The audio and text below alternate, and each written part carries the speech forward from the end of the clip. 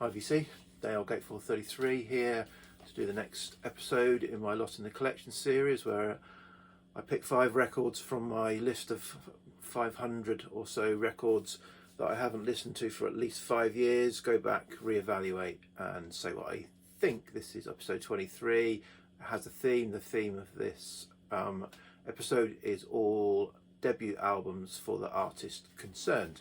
So let's get on with it. First up is First Take. So Roberta Flack, First Take, her 1969 debut solo album. It's 4 songs per side, so fairly long tracks, and there are either songs that she's interpreting written by other people, or most of them are, or she's arranged, and yeah, a good mix and very interesting. Not necessarily your standard soul album. So yeah, interesting. So my favourites on there, opening track, Compared to What, which I can't remember who. I mean, it's a Gene McDaniel's written song, but yeah, her interpretation of it I think is great. And obviously on side 2 is the standout, or the famous song from this, The First Time Ever I Saw Your Face, originally written by Ewan MacColl, the UK folk artist, singer, historian, call him what you like. But yeah, there's some really interesting interpretations. It's not a standard soul funk or anything like that album. It is quite an interesting sort of jazzy soul feel to it, and so yeah, enjoyed that more than I remembered enjoying it the first time. So that's what I thought of that. And another one I enjoyed more than I remember enjoying it the first time. This is Talk Talk's debut album, The Party Is Over.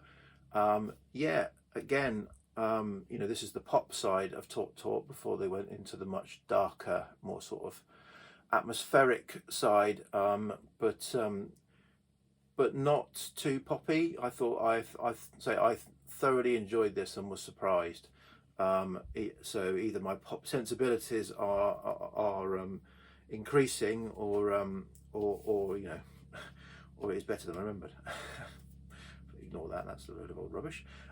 So yeah, so I enjoyed the whole of the first side. It's standouts. If they're the standouts to me, because obviously this was sort of like the era of my youth growing up. So although these songs weren't massive hits, I remember them from 1982 when this came out. So what was I, 16? I remember them, and so yeah, so Talk is a standout sort of single. Today is another one, and on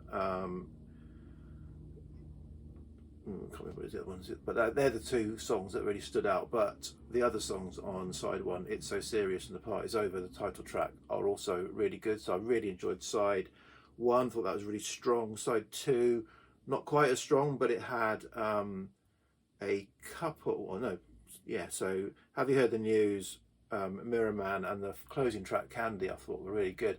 And so having gone back to this, I guess where I am is, there's the catalogue that has the fantastic voice of Mark Hollis, the sort of the lead singer, or Mr. Talk Talk, is now fixed. It's limited. There are a few Talk Talk albums and a Mark Hollis solo album, so that is it, unless some stuff comes out of the vaults.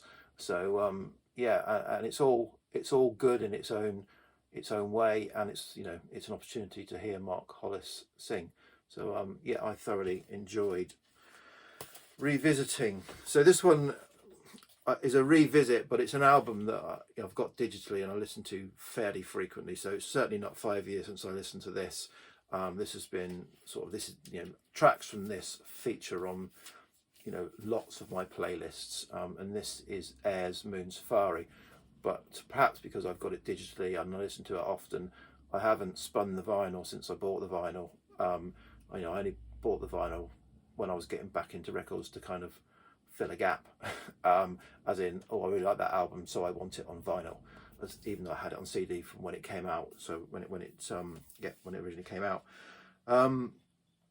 So, which was 1998 for those of you who don't know. So yeah, so say I like all of this album pretty much. In fact, the song I like least on this album, although I like all the songs on this album, is sort of the single that I think made them famous is Sexy Boy. I'm not so keen on that album because I think the mood of the first side certainly is kind of broken by that song. So the opening track La Femme d'Argent and track 3 All I Need are just beautiful songs, and then sort of Sexy Boy kind of stamps in the middle of those. But so it's a good song. It's maybe just in the wrong place on the album for me.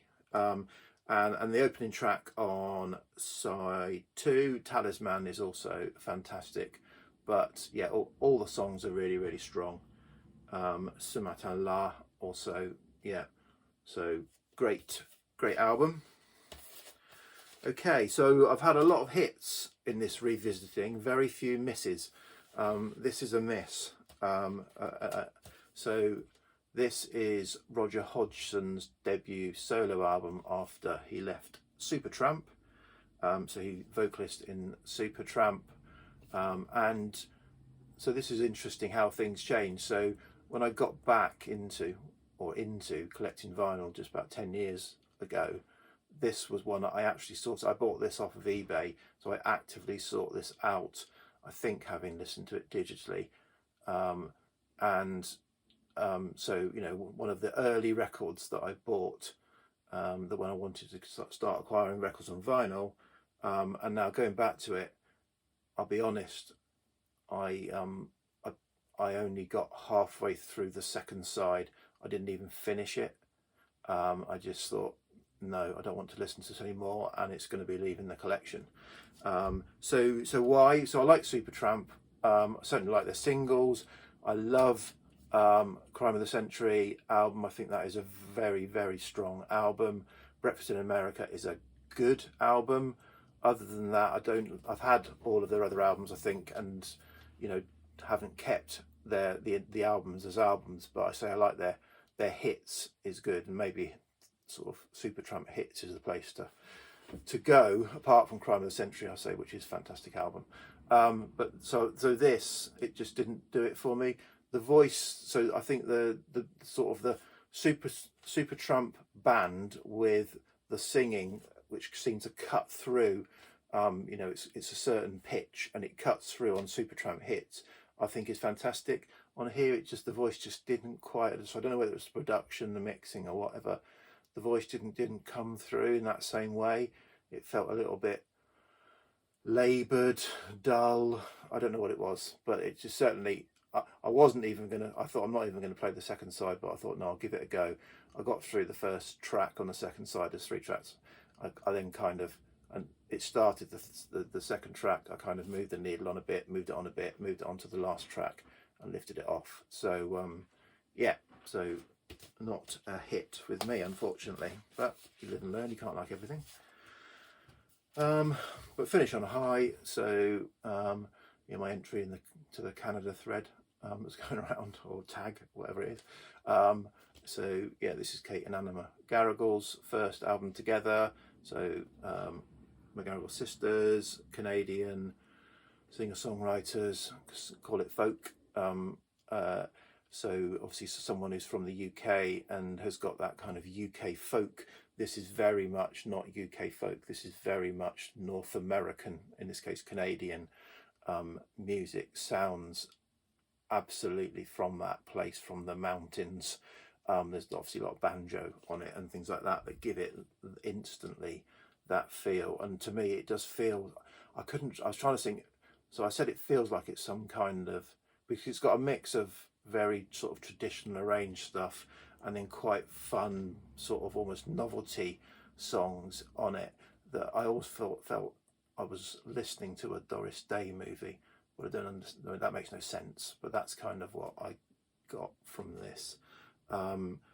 So yeah, in terms of standout songs, I think the opening song, so which is quite a jaunty numbers on this. Kiss and Say Goodbye, and the opening song on side 2, Compline pour Saint Catherine, which I know someone else has done, certainly used the music for that, but I couldn't place it. But yeah, and the closing track, Talk to Me of Mendocino. I'm trying to think, I did make a list of some of that. I mean, yeah, so those two, and Tell My Sister was beautiful, and track 5, Go Leave. Yeah, some really lovely moments in this, so both in terms of kind of nice jaunty folk songs and really lovely sort of ballads about different subject matters. So yeah, lovely to go back to this. I mean, you like it. I mean, again, this is one I've got digitally. I like their first 2 albums, so that was great. So yeah, so what was the standout for the week? Well, you know, this is the best record for me because it's one of my favourites. This was the biggest surprise, I think. This was the biggest surprise to me, in terms of how it kind of went up in my memory, in my expectation, based on my memory. So I'm losing my voice, so I'll stop there. So yep, cheers. I need to do a finds video. As you can see, the inbox is now nearly full. I'm just so busy at work at the moment. I'm not spinning enough records. I can barely do the 5 for the Lost in the Collection, which is a poor show. I need to be listening to more music, but it's something I need to resolve. Otherwise, I'm going to run out of space. I'm going to have to stop buying records. As if. Cheers. Bye.